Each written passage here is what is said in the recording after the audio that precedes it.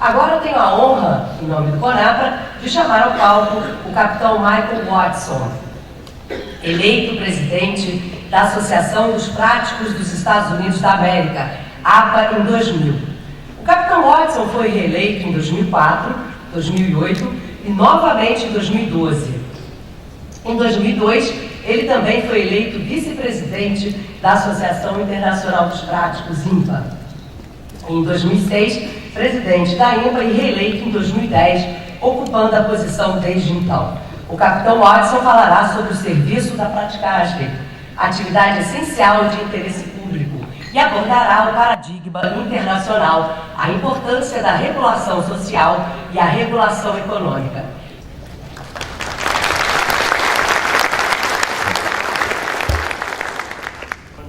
Introduction. It is truly a pleasure to be here today. Amo Bavarios, I welcome you. I thank the Brazilian Navy, who I know our member pilots work very closely with, for being in attendance today to further explain the role of the pilot. And it is truly a pleasure for me to represent the International Maritime Pilots Association, as well as the American Pilots Association, in this discussion today.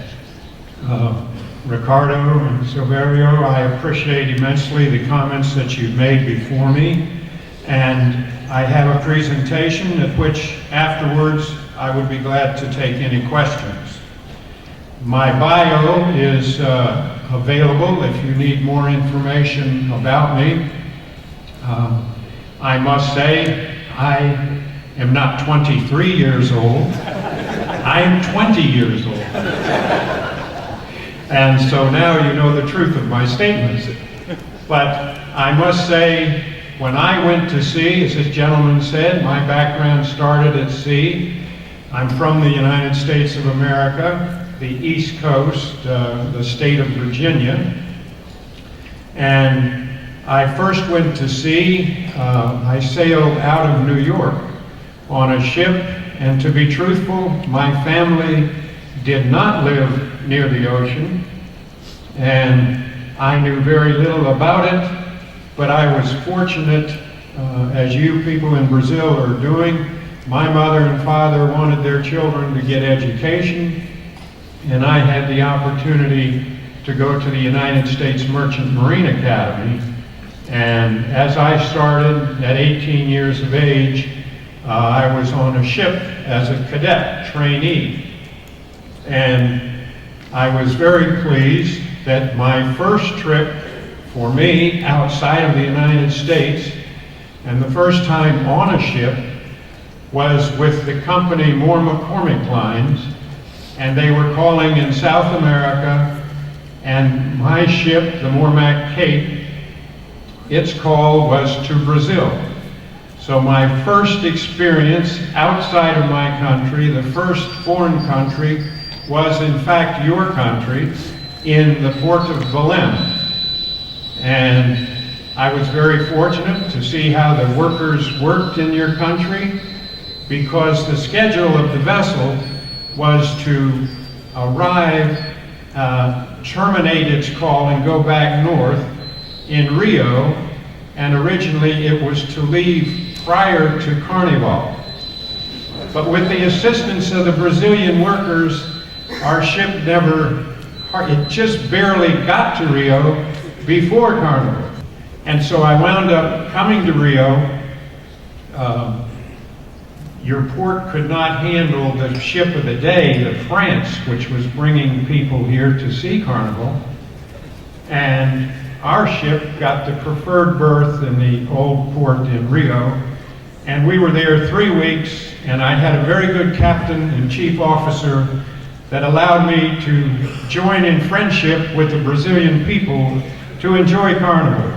And I only made $94 each month as my pay, but it was more than enough money to have a good time in Carnival back in 1962. So I thank you all for allowing me to return again, and I hope to be able to contribute in this discussion.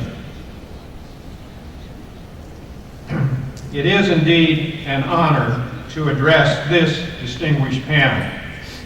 In the brief time I have with you, I've been asked to talk about the invaluable service marine pilots provide to the public, the importance of having a pilotage system in place in which pilotage is compulsory and the pilots are empowered to exercise independent judgment while carrying out their public service duties.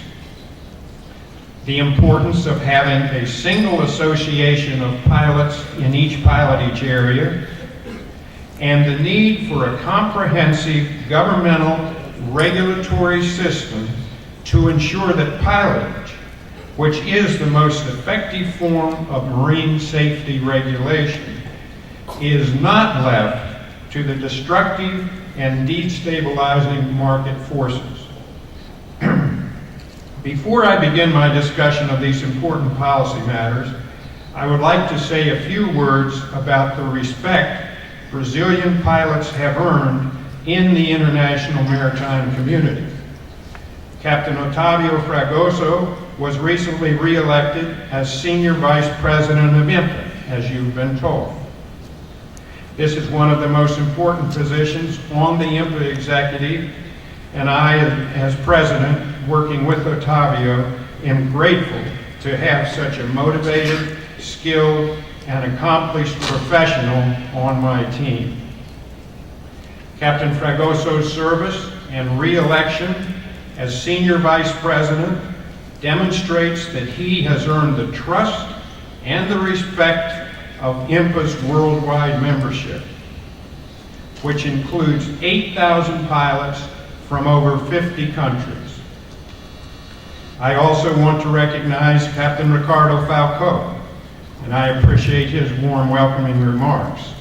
He is the current president of Conapra. He too is a true professional who has quickly gained the respect of his fellow National Pilot Association presidents.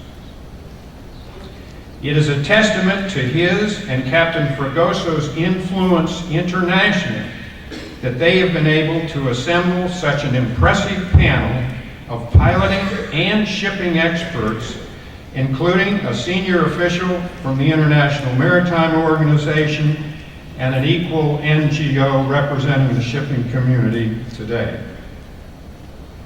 I will begin my presentation by saying that any government takes a great risk if it undervalues the importance of maintaining a modern, effective, and comprehensive compulsory marine pilot system. The job of piloting large ocean-going ships is demanding and requires specialized knowledge and skills, constant alertness and vigilance, and decision-making of the most complex sort. A pilot must be extraordinarily familiar with every feature of his pilotage waters. He or she must know and be able to instantaneously recount under all weather and visibility conditions, and often under very stressful conditions, every channel, bridge, obstruction, navigational aid, and geographic and hydrographical characteristics. A pilot must understand the effects of the tides, currents, winds, and the hydrodynamics of the vessels moving through the narrow waterways. Every vessel presents a new challenge because each one has unique handling and steering characteristics and reacts to the environment differently. A pilot must also be prepared to contend with a wide array of bridge equipment from vessels originating from ports around the globe, as you've been told, and with crews of ships of many different nationalities. The dramatic change in the size of today's ships, as well as the changes in shipping industry and port authority thinking, also impacts a pilot's duties. The size of ships, length, beam, and draft, is growing very quickly. This will continue. As all of us who work with our governments on dredging funds know navigational channels do not grow at nearly the same rate as the new ships.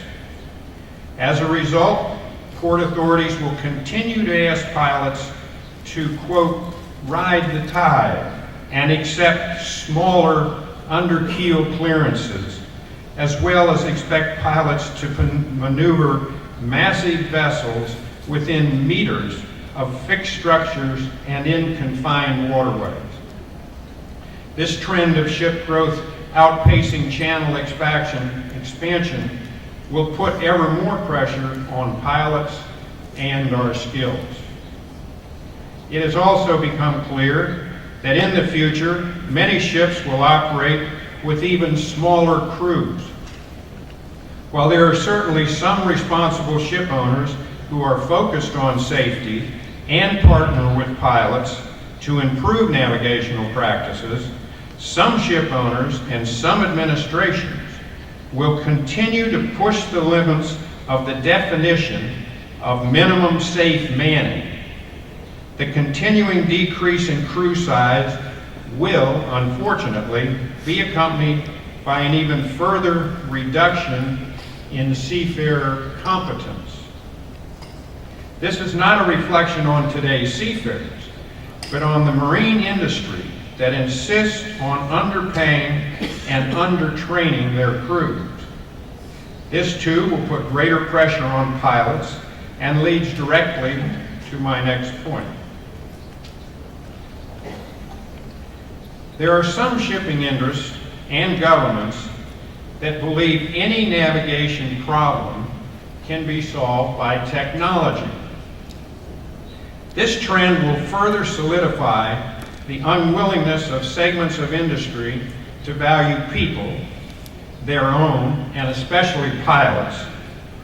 The devaluation of the role of seafarers is already leading many in the marine industry and some administrations to push for even more shoreside control of ships. It's been mentioned magically appear from point A to point B, and they're working in that direction. This obsession with remote control navigation will get worse.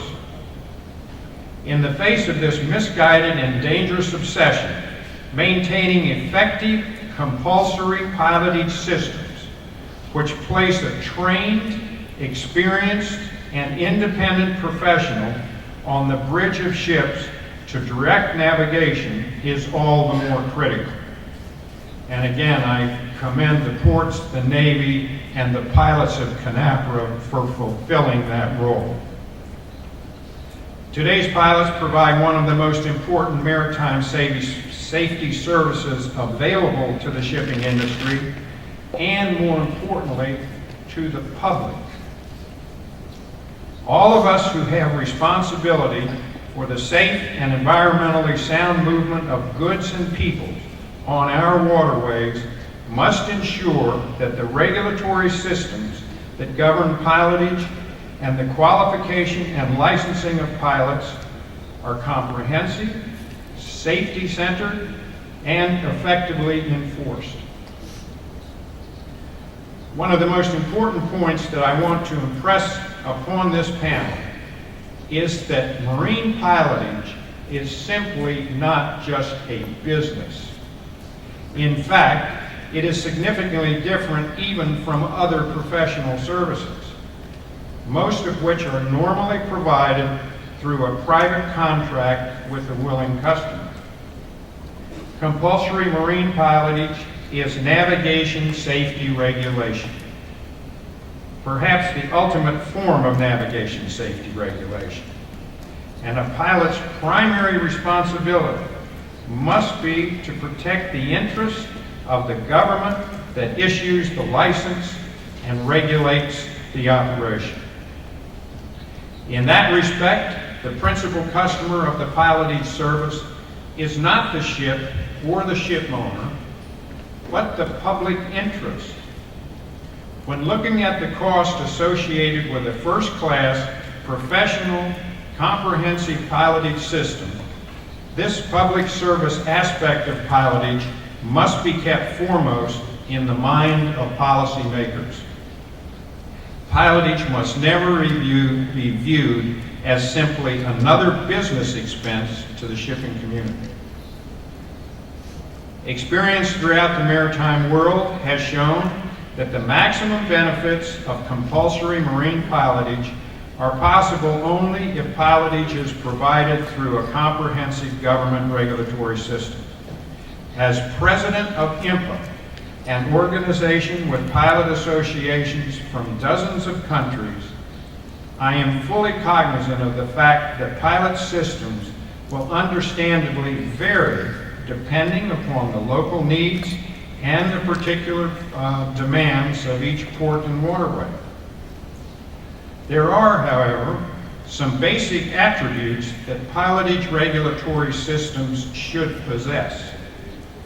These attributes include: 1, a mandatory or compulsory pilotage requirement; 2, a 24-hour, 7-day-a-week, 365-day-a-year availability service requirement; 3, provide pilots who are free to exercise professional judgment that is wholly independent of the vessel's economic interest;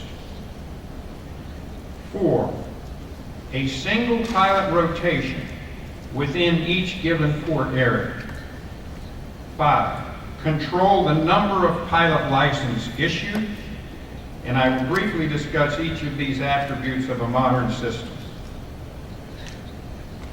First, the pilotage regulatory system should ensure that certain vessels in a port area are required or compelled to be under the direction and control of a properly certified pilot who has trained with other pilots in the port and works cooperatively with these other pilots. The entire port area and the surrounding communities are safer when all major shipping is under such pilotage control. Under a comprehensive regulatory system, pilots work to enforce local navigation restrictions and rightly consider themselves part of the larger safety network. A compulsory pilotage requirement is by far the most effective mechanism available to a government to protect its waters, assure the safety of its people and the environment, and to facilitate waterborne commerce. It is effective because it places on the bridge of a ship an individual whose purpose in being there is to protect the public interest. The decision to take a pilot must be mandatory and cannot be left to the discretion of the shipping companies. Vessel owners and operators are understandably focused on the economic and business aspects of marine transportation. To some less responsible shipping interests, pilotage may be seen not as navigational safety and environmental protection regulation, but as an expense that can be reduced or even eliminated. Such thinking may benefit a company's short-term financial line, but it is risky public policy that can have catastrophic consequences for a port and the people of its surrounding community. In addition to making pilot services compulsory, an effective pilotage regulatory system should also seek to ensure that trained, competent, and physically capable pilots are available 24 hours a day, 365 days a year, and that all ships are treated on an equal, non-discriminatory basis. In order to accomplish that, a piloting system should require pilots to be available to service all ships that are compelled to take a pilot, and to maintain training programs, pilot boats, dispatch service, rotation systems, and all other types of equipment and support services needed for today's modern, efficient, and safe pilotage operation. This, of course, requires a significant investment or capital of resources. An effective pilotage regulatory system should also ensure that pilots are protected from the economic pressures shipping companies face when having to move goods and people. As I indicated earlier, a large part of piloting is judgment. In a true comprehensive pilotage system, pilots are free to exercise independent professional judgment that is in the public interest. A pilot often has to decide between many different courses of action. For example, whether a ship should proceed in heavy fog or other unexpected conditions, whether a ship should wait for a particular tide or current, whether one route or maneuver should be used rather than another that might take more time, or whether a ship should move at a higher than normal speed in order to keep its schedule. In making these decisions, it is absolutely essential that the pilot be independent of the ship and protected against pressures from ship and terminal operators that are contrary to the needs of safety. Perhaps the most effective means to ensure that a pilot is not unduly affected by economic pressures associated with commercial shipping is to ensure pilots operate under a regulatory system in which they are not forced to compete against one another. A pilot who must fight for an assignment with another pilot knows that his or her livelihood depends on acting in the interest not of the government and its people, but the person who controls the selection of the pilot.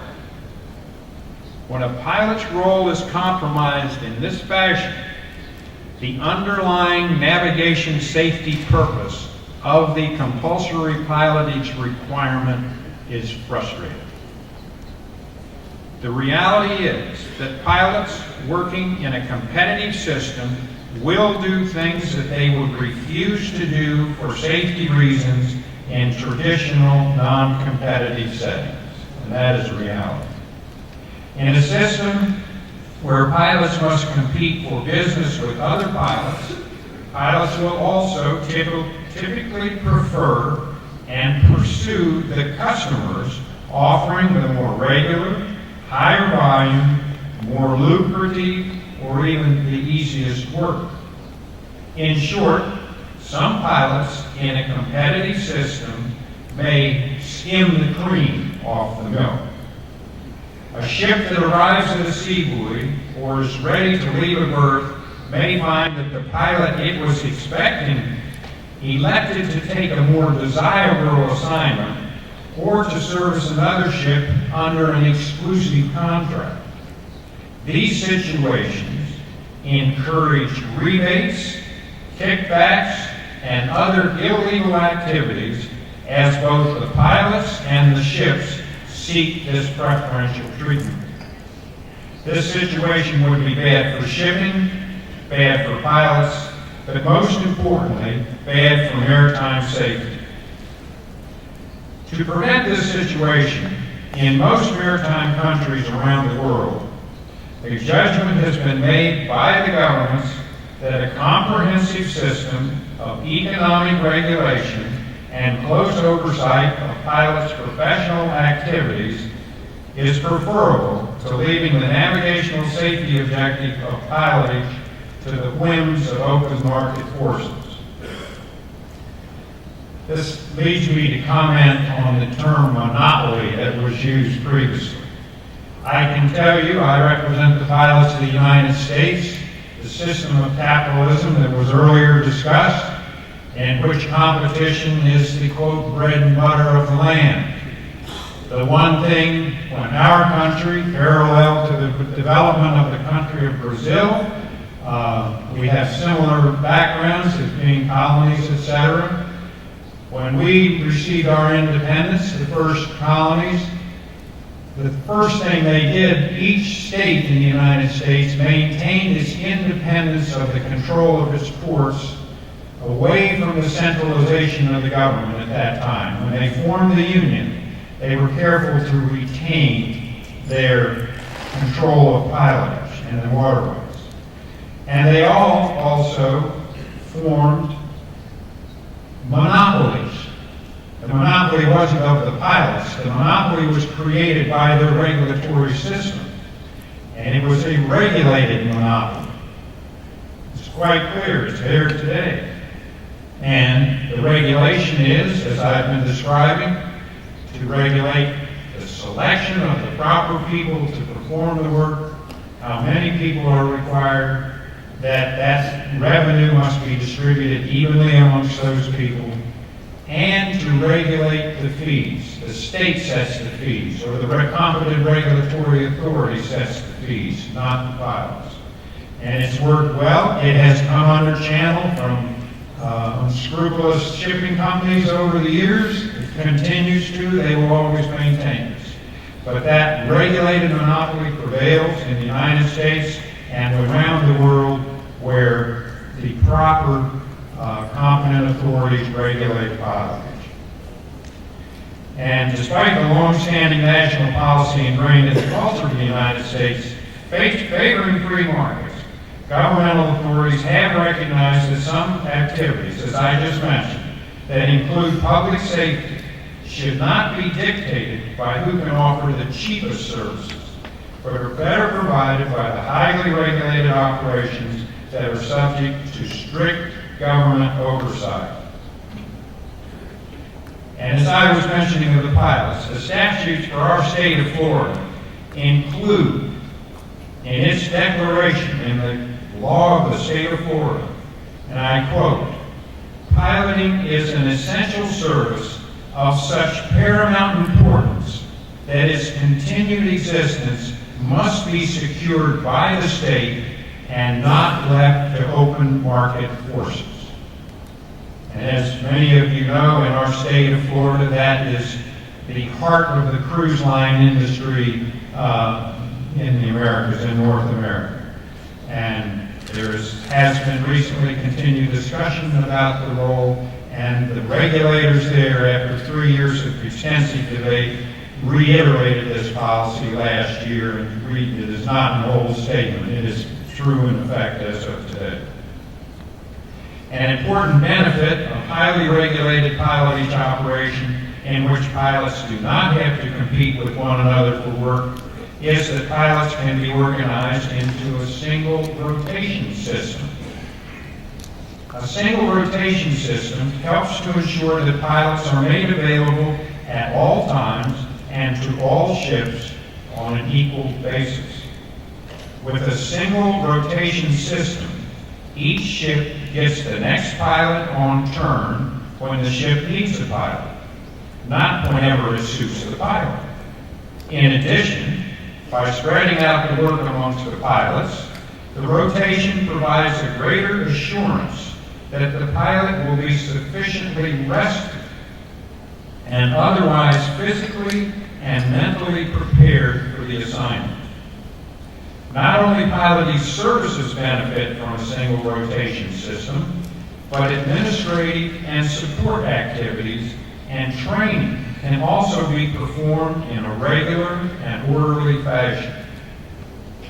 Finally, a rotation system ensures that pilots maintain experience on the full range of different types of ships and the different pilot jobs. There is no practical way to maintain a 24/7, 365 availability requirement and regular rotation in a setting where ships are able to pick and choose their own pilots. It just wouldn't happen. Another characteristic that pilotage regulatory oversight systems should have is a method to limit the number of pilot licenses that are issued. As I indicated earlier, unlike simple licensing schemes from other professions, pilotage regulation is a comprehensive navigation safety system through which a government requires vessels to take a licensed pilot and assures that every vessel that takes a pilot receives a well-rested, trained, competent pilot who is provided without discrimination or delay. By limiting the number of pilot licenses issued, a governmental authority can assure that pilots receive the right amount of work. The right amount of work is enough work so that pilots can earn sufficient revenues to pay the substantial infrastructure costs of a modern, efficient pilot operation, and so that each pilot remains current in his or her experience over a broad range of vessel types and geographic locations. The right amount of work is also not so much work that a pilot will be overworked and become fatigued. Determining the right amount of work for a pilot is an important component of a government's regulatory oversight function. Although piloting is a personal service provided by an individual, pilotage operations are relatively capital intensive. Pilots within a port area must have sufficient resources to maintain robust training programs, modern and safe pilot boats with well-trained crews and employees, communication networks, dispatch services, rotation systems, support services, and increasingly today, sophisticated electronic navigation equipment. Maintaining the type of infrastructure necessary to operate a first-class pilot operation would be difficult for a single pilot, one individual. It is therefore important for pilots in a particular port or pilotage area to organize themselves into a single local pilot association. These local associations play a vital role in ensuring safe and efficient pilotage for each given port. Collectively, local associations are key to the effectiveness of a compulsory pilot system nationwide. Associations facilitate essential joint activities such as administering the pilot rotation and dispatch systems, identifying the best use of navigational technology, ensuring the safety and efficiency of pilot boat operations, assisting in the coordination of harbor traffic movement, and carrying out the myriad administrative and accounting functions and support services necessary for a modern, efficient pilotage operation. In addition to enhancing the reliability of pilotage and increasing the critical support of its business efficiencies, pilot associations play a large role in improving the training of pilots. These local pilot associations can also work closely with the governing authorities to help carry out piloting activities in accordance with government regulations.